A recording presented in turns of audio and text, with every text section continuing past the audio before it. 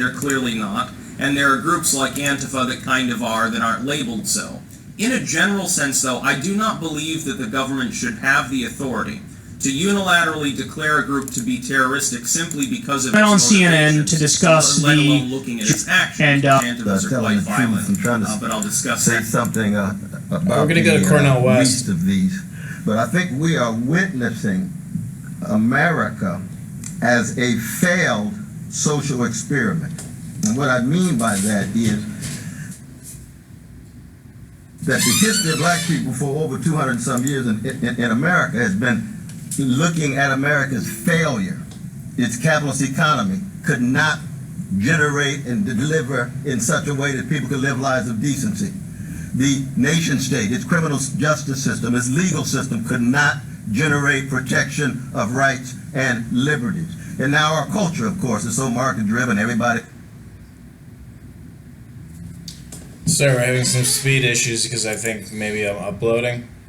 Yeah, I'm having a lot of difficulty uploading right now.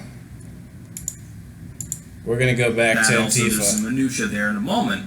The government should not be able to work around the First and Fourth Amendments, strictly speaking, superseding the 10th in the sense of federal level bureaucracy at times, simply by artificially declaring a person to be part of an organization that it feels to be terroristic. For instance, let's say someone in Antifa has never actually done anything violent. They're not part of that. They just want to wear the uniform and go get the free, soy lattes or something.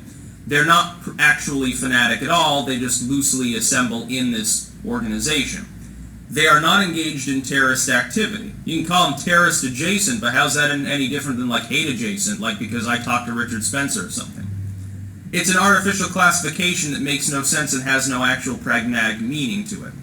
I would label them a gang because they clearly are. The other part is you have to look pragmatically at the on-the-ground effects of what they do. Most of the time, Antifa's riots are geared 99% towards property damage. The intent is not to take human life, generally speaking. Of course, that's a totally different class of crimes. When that begins happening, it causes the police to get involved and quell the riot much more quickly. There's an attempt, at least on the front end, it seems, to avoid killing people. Now, beating people up, burning buildings and stuff, those are all significant crimes, but they're not the same as attempting to murder somebody. Generally speaking, Antifa themselves, if there's any deaths at these riots, it's not Antifa killing them. Like you see a mob beating people to death in Dallas. Antifa probably, none of their members were involved in the actual attacks there. They were involved in creating the riot. They were involved in creating, it's sort of... Alright, looks like our internet may be down. Like yelling fire in a crowded theater and then someone dies in the stampede. Well, you didn't kill them. We're going to jump back to Cornell. You can't deliver the kind of really real nourishment for soul, for meaning, for purpose. And so when you get this perfect storm of all of these multiple failures at these different levels of the American empire, and Martin King already told us about that. When I saw those pictures there in Atlanta, you could see Martin right there in Atlanta saying, I told you about militarism, I told you about poverty, I told you about materialism, I told you about racism in all of its forms, whatever forms it takes. I told you about xenophobia. And what we've seen in America is now these chickens coming home to roost. You're reaping what you sow. And in this instant, you have Brother George, where it is so clear, it is a lynching at the highest level. Nobody can deny it. And I thank God that we have people in the streets. Can you imagine this kind of lynching taking place? And people are different. People don't care. People are callous. You have just a few people out there with signs. I recall the moments in which during the Reagan years, there was a few of us out there. In the 60s, you had masses out there. Now you've got a younger generation of all of these different colors and genders and sexual orientations saying, we won't take it any longer. But you know what's sad about it though, brother? At the deepest level? It looks as if the system cannot reform itself.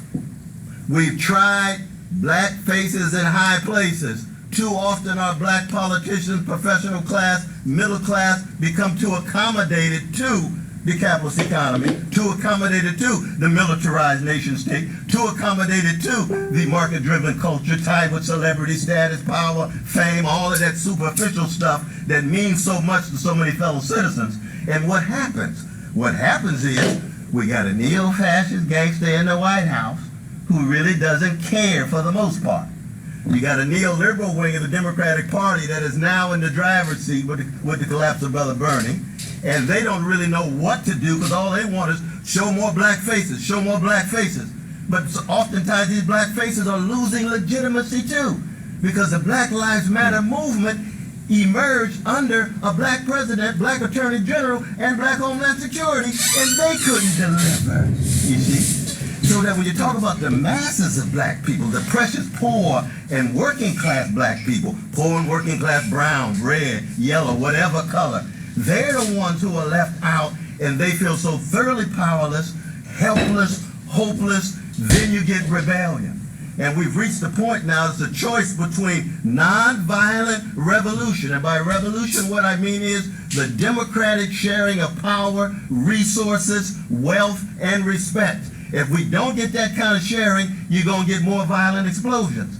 Now, the sad thing is, in this neo-fascist moment in the White House, you got some neo-fascist brothers and sisters out there who are already armed. They show up there at the U.S. Capitol, and they don't get arrested. They don't get put down. You're probably never going to hear these words come out of my mouth ever again, but here we go. Credit to CNN for having on Cornel West, because that was brilliant. Very well said. So, let's go through it here. I like when he said, our system doesn't nourish the soul and give us purpose. I think that... But you kind of did. It is, though, a little Alright, we're bit jumping different. back to sticks. And labeling them a gang, by the way, would clear up, I would think, local and state resources more to take care of the problem, as opposed to getting it at the federal level. The problem is this would be a top-level classification of them as a terroristic organization. I think also, in a way, it sharpens their political capabilities. Because of the nature of the group being as it is, if the government's run by Trump, then wouldn't this push people that are on the margins of the far left maybe further towards supporting this group?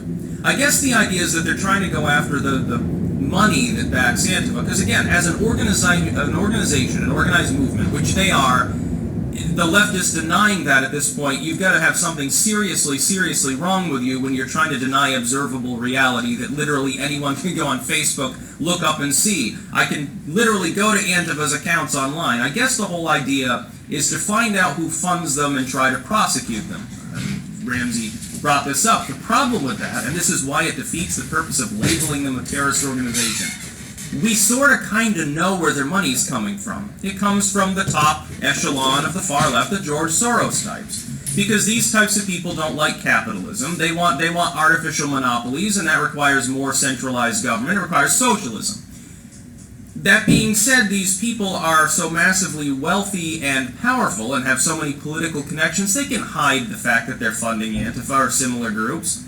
They can hide the fact that we use a slush fund. Dude, the Clintons used to absorb millions in Chinese money. They just use a slush fund. It's quite simple. You have a bunch of companies bouncing the money back and forth and laundering it over and over in an obviously criminal manner, but one that you can't exactly trace and therefore can't exactly prosecute. You know, free market suppressed is a black market. Dude, there's definitely a profit motive in people who are scummy and globalistic to back violent thugs, but you're not going to be able to trace the money. The idea, oh, George Soros is going to jail now, that's pie in the sky, dude. I hate to tell you, that's not going to happen. It's just not realistic. Unfortunately, Antifa will keep getting its funding. No, you handle it on the ground level by using law enforcement. It's essentially, trust me, the police won't be pulled back from actually beating down the rioters if part of that rioting group has been declared a criminal gang. It gives them more of a modus to go in there and actually fucking do something. Right now, you have idiots like the mayor of Minneapolis holding their cops back from even getting involved and saying, well, it's too violent, let it peter itself out. Yeah, half the city's burning, that's okay. Well, that shouldn't be happening. What we need are better guidelines with regards to policing in riots, both to protect property, And to protect as well innocent bystanders. You have that one girl there's hit with a rubber bullet because she was walking near a mob of people on her way home. It's like, there are only so many ways to get home.